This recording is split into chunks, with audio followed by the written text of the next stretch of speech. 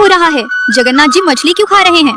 आइए इस कथा में देखते हैं। ओडिशा में कुर्मा नाम की एक बूढ़ी महिला रहती थी। वो रोज मछली खाती थी और यही उनका सामान्य जीवन था। एक दिन उन्होंने मंदिर में भगवान जगन्नाथ को देखा। जैसे ही उन्होंने भगवान जगन्नाथ के बड़े और करुणामय नेत्रों को देखा, उनका मन स्थिर हो गया।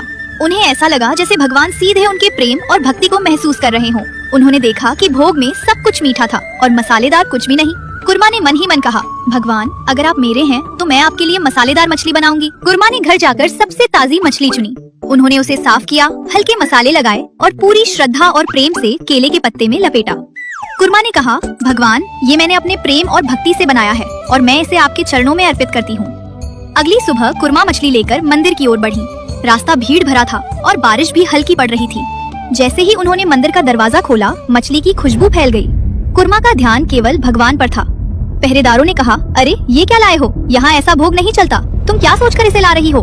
कुर्मा ने कहा, ये भगवान जगन्नाथ के लिए है। मैंने इसे अपने प्रेम और भक्ति से बनाया है।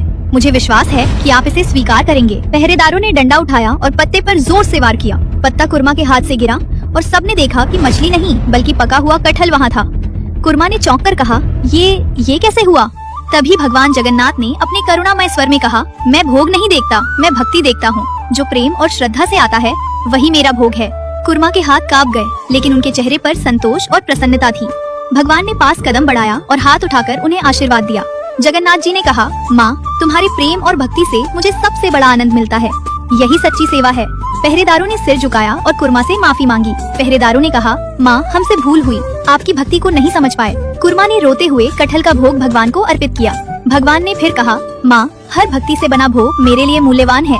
प्रेम और श्रद्धा ही सच्चा भोग है। कुर्मा ने उसी दिन मछली छोड़ दी और भगवान के लिए रोज पके हुए कटहल का भोग बनाना शुरू किया। हर दिन हर भोग में उनका प्रेम और भक्ति झलकती थी। कभी